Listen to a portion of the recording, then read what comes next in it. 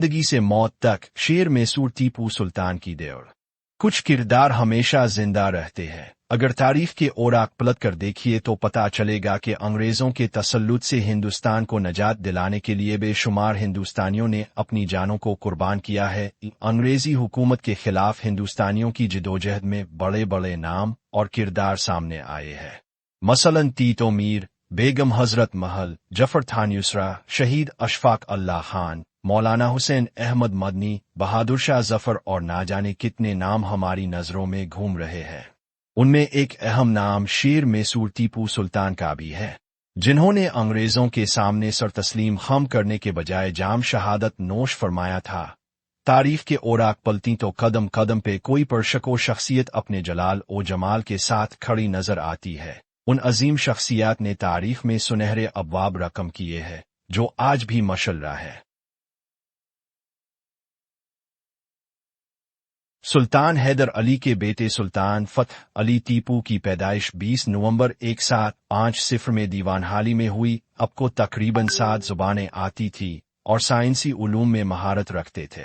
ये अमर खुशगवार हैरत का सबब है कि दुनिया में राकेट साजी और मिसाइल टेक्नोलॉजी का मूजिद टीपू सुल्तान है, जिसने 1792 में इस टेक्नोलॉजी का इस्तेमाल करके दुश्मन को शिकस्त दी। इतनी ताकत हासिल होने के बावजूद ज़ाहिरी चमक दमक से दूर थे और सादा जिंदगी बिसर किया करते थे। बादशाह होने के बावजूद जमीन पर खद्दर बिछा के सो जाया करते थे। सुल्तान फतह अली टीपू की सल्तनत 80,000 मुरब्बा मील पर फैली हुई थी, जबकि फौजियों की तादाद 88,000 थी। आपकी एक और नायाब खूबी ये थी कि अपने नाम और ज़ात का प्रचार करने से गुरेज करते थे। खुद नुमाई से बचने के लिए अपने नाम का सिक्का भी जारी ना करवाया। सुल्तान ने सरंगापटम में एक यूनिवर्सिटी जामे अलूमूर के नाम से कायम की, जहां दीनी और जदीद उलूम सिखाए जाते थे। टीपू सुल्तान का स्केच। एक प्रिंटिंग प्रेस भी लगवाया, जहां से एक हफ्त रोजा अखबार उर्दू जुबान में छापा जाता था। ये अखबार अफवाज को पढ़ाया जाता था। टीपू सुल्तान की लाइब्रेरी में तकरीबन 45,000 किताबें थीं। इनके मीर मुंशी ज़ैन अलाबिदीन शूस्तरी ने सुल्तान अल तारीख नामी किताब तसनीफ की थी, जिसका पहला हिस्सा सुल्तान हैदर अली और दूसरा टीपू सुल्तान के अहद हुक्मरानी 1789 के वाक़यात पर मुश्तमिल था। मुसन्निफ ज़ैन अलाबिदीन ने ये तारीखी वाक़यात टीपू सुल्तान से सुन के कलमबंद किए थे।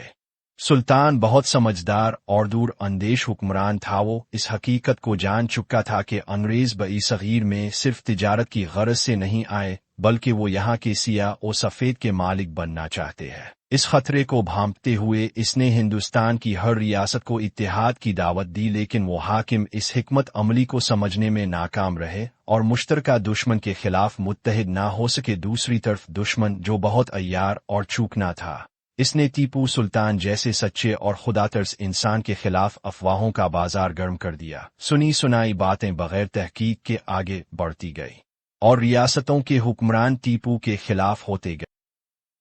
सुल्तान बहुत समझदार और दूर अंदेश हुक्मरान था। वो इस हकीकत को जान चुका था कि अंग्रेज बई सगीर में सिर्फ तिजारत की गरज से नहीं आए, बल्कि वो यहाँ के सिया और सफ़ेद के मालिक बनना चाहते हैं। इस खतरे को भांपते हुए इसने हिंदुस्तान की हर रियासत को इत्तेहाद की दावत दी, लेकिन वो हाकिम इस हिकमत अमली को समझने में नाकाम रहे और मुश्तरका दुश्मन के खिलाफ मुत्तहिद ना हो सके। दूसरी तरफ दुश्मन, जो बहुत अय्यार और चूकना था, इसने टीपू सुल्तान जैसे सच्चे और खुदातर्स इंसान के खिलाफ अफवाहों का बाजार गर्म कर दिया। सुनी सुनाई बातें बगैर तहकीक के आगे बढ़ती गई और रियासतों के हुक्मरान टीपू के खिलाफ होते गए।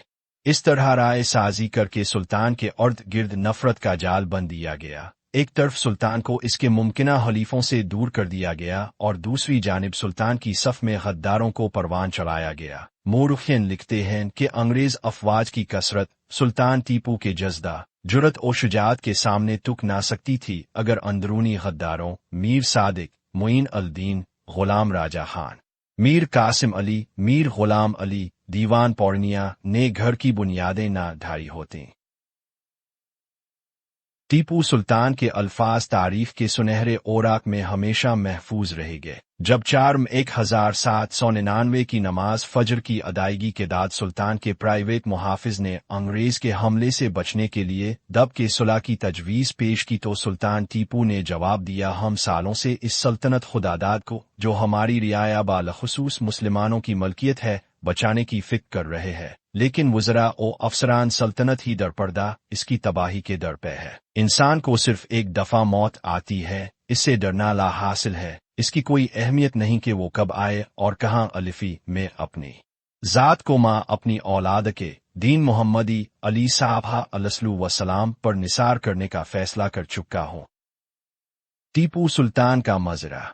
अंग्रेजों ने जनरल बीड की क़ियादत में सरंगापटम के कला पर कई अतराफ से धावा बोल दिया। टीपू सुल्तान के मुतय्यन करदा हिफाजती दस्ते सिक्योरिटी को एक साजिश के तहत पहले ही हटा दिया गया था, चुनांचे दुश्मन को अंदर दाखिल होने में कोई चीज माने ना हो सकी। टीपू सुल्तान ने अपने वफादारों के साथ मर्दाना वार मुकाबला किया, जिनमें मुर्दो खवातीन सब शामिल थे। एन जुमसान की जंग में जब एक खादिम ने आपको दुश्मन से सुलह की तरगीब देना चाही तो सुल्तान ने इस नाजुक मौका पर यूटिरिन लेने से इनकार कर दिया। अब जलाल में आ गए और अपना तारीखी जुमला कहा, शेर की एक दिन की जिंदगी गीदड़ की 100 साला जिंदगी से बेहतर है, और चौमुखी लड़ाई लड़ते हुए जाम शहादत नोश फरमाया। जनरल हैरिस ने टीपू सुल्तान के शहीद जिस्म को देखा तो बे-इख्तियार नारा लगाया, आज से हिंदुस्तान हमारा है।